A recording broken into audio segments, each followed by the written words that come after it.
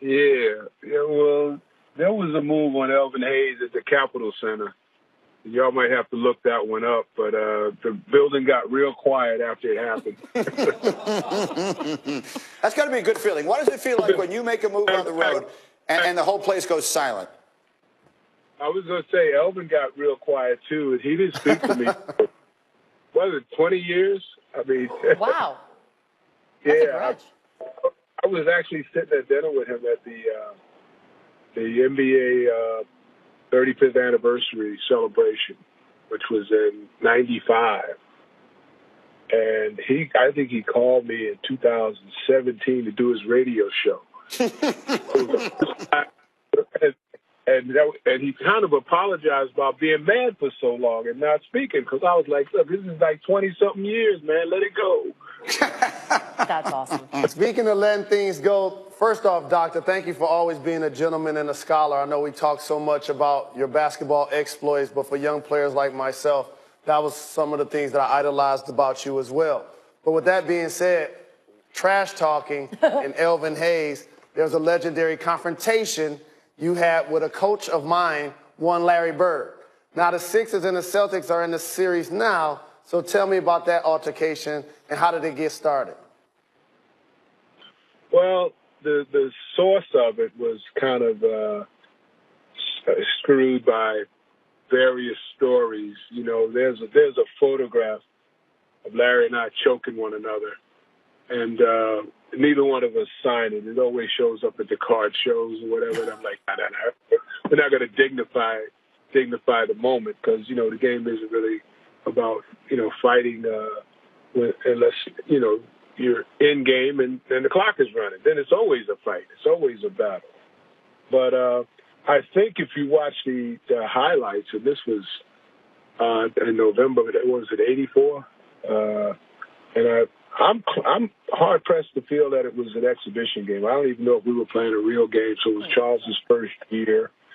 Moses and I and Maurice and Andrew, we had just won the NBA championship. So we were, coming back as defending champions. And early in November, Celtics were ready to go. I mean, they came out ready, red hot and roaring. And we were kind of, okay, man, we just won this thing. We played the longest season, so we're just getting started. And we're breaking in a new player.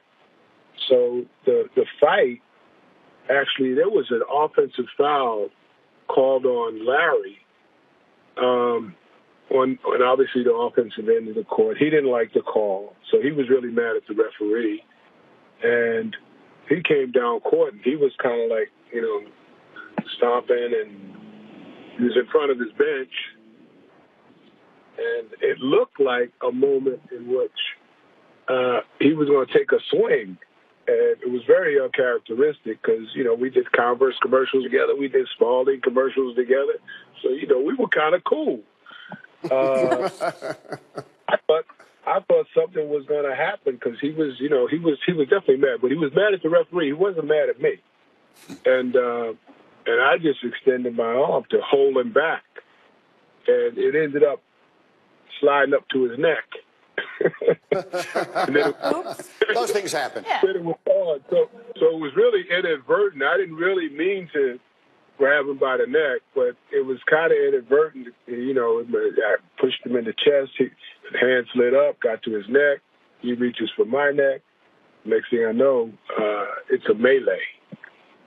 Can we that was it.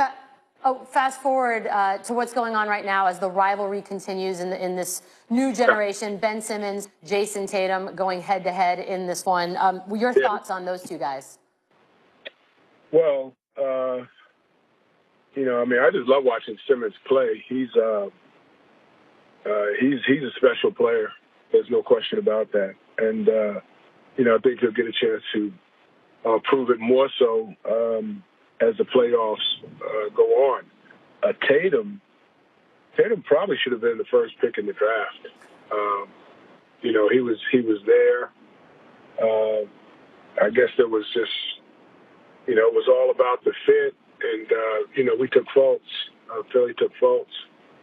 And, Obviously, Fultz's whole rookie year, I think he'll be a rookie again next year, sort of like Simmons, because of the injuries. But Tatum has been awesome. It just seems as though, when you get a player who can raise the level of the game at playoff time, then you've got somebody special. Because usually after college, it's a struggle to make it to the next level. That's why there's only a handful of players who really make it to the next level. And now when you make it to the next level and you're able to elevate your game, a.k.a. Mitchell Donovan and Tatum and a few of the rookies. And there's a lot of rookies that obviously didn't make the playoffs who probably will get a chance, but maybe they'll get a chance next year or in the next 10 years. Mm-hmm. But I like Tatum. I like his game. I like what he brings to the table. And the fact that, they've lost players and, behind Al Horford and his effort, everybody is saying we can still win. So that's why it's a great matchup right now. It is indeed. Dr. J, we got to get you in here sometime so we can just sit and listen to stories, which we could do all morning long. Thank you so much. Have a wonderful day. Enjoy the series. All right. You guys take care. Keep doing what you're doing. It's great. The great Julius Erving, Dr. J. And I have some great stories. We all have great Dr. J stories, and we'll get to those. But a reminder, after the Game 1 overtime thriller, we got Game 2 tonight. Cavs, Raptors tonight on ESPN. Special start time, 6 Eastern, preceded by NBA Countdown at 5 Eastern.